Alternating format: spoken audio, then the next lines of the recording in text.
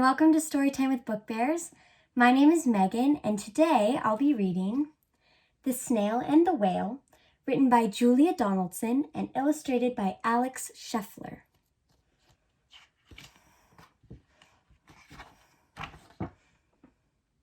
There is a tale of a tiny snail and a great big gray-blue humpback whale. This is a rock as black as soot, and this is a snail with an itchy foot. The sea snail slithered all over the rock and gazed at the sea and the ships in the dock. And as she gazed, she sniffed and sighed, "The sea is deep and the world is wide. How I long to sail," said the tiny snail. These are the other snails in the flock, who all stuck tight to the smooth black rock, and said to the snail with the itchy foot, "Be quiet, don't wriggle. Sit still, stay put." But the tiny sea snail sighed and sniffed, then cried, "I've got it, I'll hitch a lift." This is the trail of the tiny snail, a silvery trail that looped and curled and said, "Lift wanted around the world." This is the whale who came one night when the tide was high and the stars were bright. A humpback whale, immensely long, who sang to the snail a wonderful song of shimmering ice and coral caves and shooting stars and enormous waves. And this is the tale of the humpback whale. He held it out of the starlight sea and said to the snail, "Come sail with me."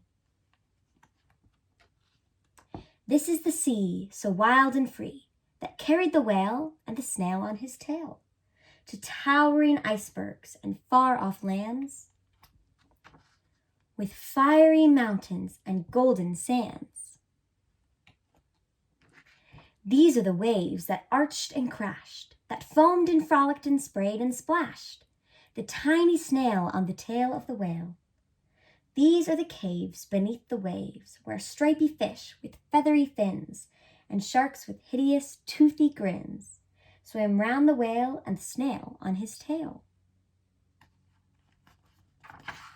This is the sky, so vast and high, sometimes sunny and blue and warm, sometimes filled with a thunderstorm, with zigzag lightning flashing and frightening the tiny snail on the tail of the whale. And she gazed at the sky, the sea, the land, the waves and the caves and the golden sand.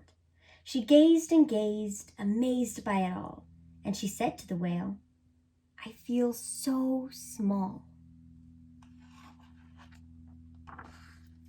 But then came the day. The whale lost his way.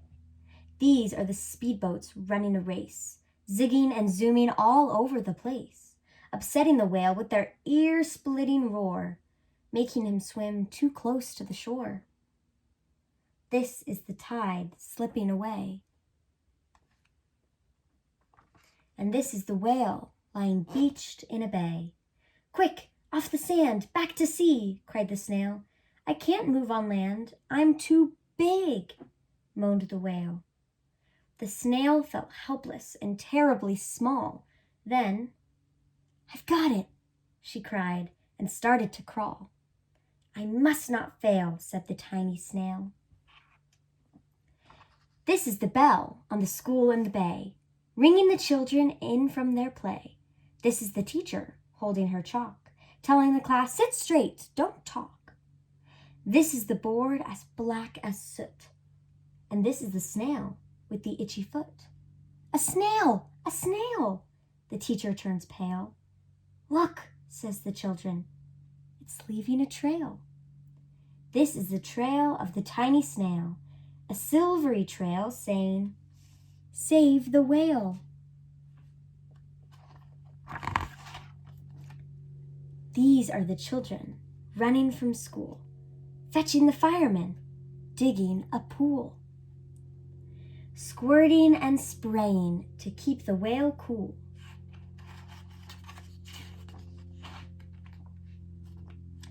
This is the tide coming into the bay, and these are the villagers shouting, "Hooray!" as the whale and the snail traveled safely away.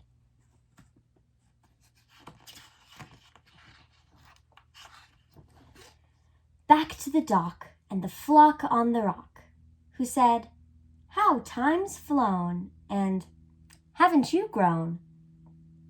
And the whale and the snail told their wonderful tale of shimmering ice and coral caves, and shooting stars and enormous waves, and of how the snail, so small and frail, with her looping, curling, silvery trail, saved the life of the humpback whale. Then the humpback whale held out his tail, and on crawled snail after snail after snail. And they sang to the sea as they all set sail on the tail of the gray-blue humpback whale.